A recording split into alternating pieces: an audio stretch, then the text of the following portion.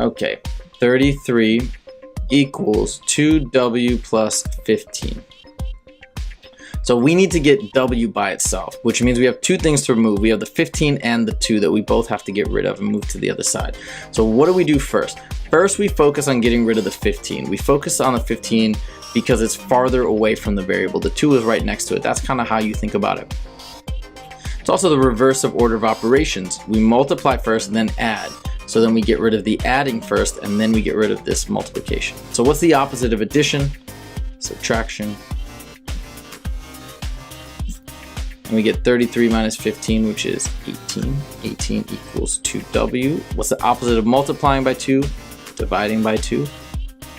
And we get w equals 18 divided by 2, which is 9.